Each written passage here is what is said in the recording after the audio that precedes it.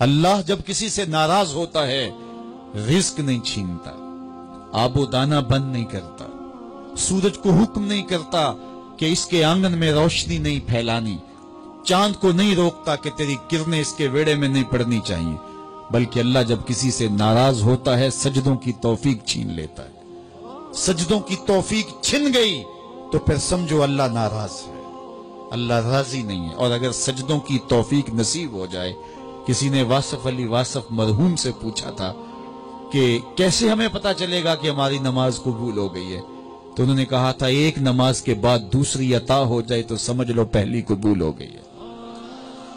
تو نمازوں کا نصیب ہونا یہ اللہ کی رضا اور اللہ کی خوشنودی کی دلیل ہے، اور سجدوں کی توفیق کا چھن جانا یہ اللہ کی ناراضگی کی دلیل ہے۔ میں اور آپ دیکھیں کہ ہم کہاں کھڑے۔ دیکھیے دولت تو کفار کو بھی ملتی ہے، اللہ دولت اسے بھی دیتا ہے جس سے راضی ہے، اسے بھی دیتا ہے جس سے نہیں راضی، لیکن سجدوں کی توفیق اسے ہی دیتا ہے جس پہ وہ راضی ہے۔ تو 5 گانا نماز شعار زندگی بنا لیجئے، نماز قضا نہ ہونے پائے۔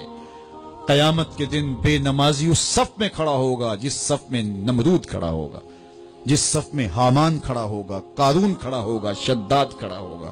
مجھے بتائیے ہم میں سے کوئی یہ گوارا کرتا ہے ہم اس صف میں کھڑے کر دیے جائیں جہاں دشمنان خدا کھڑے ہوں؟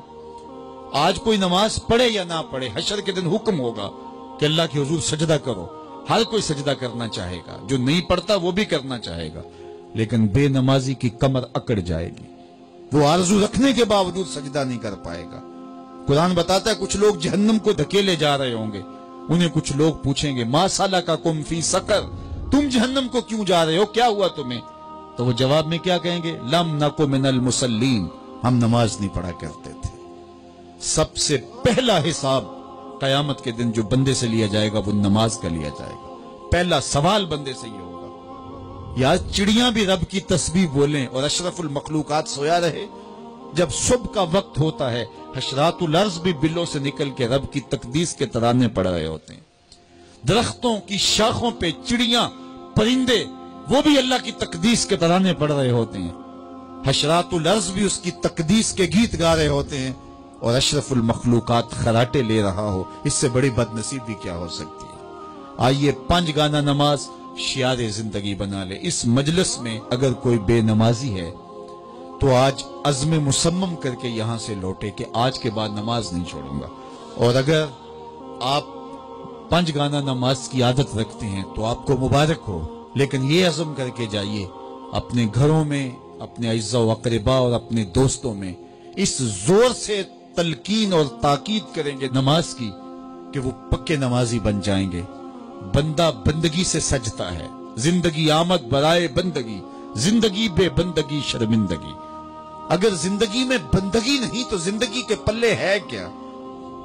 علماء نے لکھا ہے کہ یہ سارے درخت حالت قیام میں ہیں، چوپائے حالت رکوع میں ہیں، مینڈک تشہد میں ہیں، اور حشرات الارض سجدے میں ہیں، اور انسان اشرف المخلوقات ہے۔ اس کی عبادت میں درختوں کا قیام بھی رکھا گیا، اور رکوع بھی رکھے گئے، اور سجدے بھی رکھے گئے، اور قعدے بھی رکھے گئے، اس لیے تاکہ اس کی عبادت تمام مخلوقات کی عبادات کی جامع بن جائے۔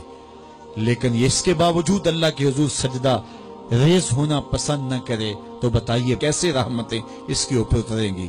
خوش نصیب تو وہ ہیں جو 5 گانا نماز ادا کرنے کے بعد تہجد بھی قضا نہیں ہونے دیتے، سجدوں سے اللہ کے حضور حاضری پیش کرتے ہیں۔ سب سے زیادہ بندہ اللہ کے اس وقت قریب ہوتا ہے جب سجدے میں سر رکھا ہوا ہوتا ہے۔ انسان کے اشرف اعضاء اس کے سر میں ہیں، بولنے کی قوت زبان سر میں، دیکھنے کی قوت آنکھیں سر میں، سونگنے کی قوت ناک سر میں، چکھنے کی قوت زبان سر میں، سننے کی قوت کان سر میں، سوچنے کی قوت دماغ سر میں، اور سر مالک کے در پہ۔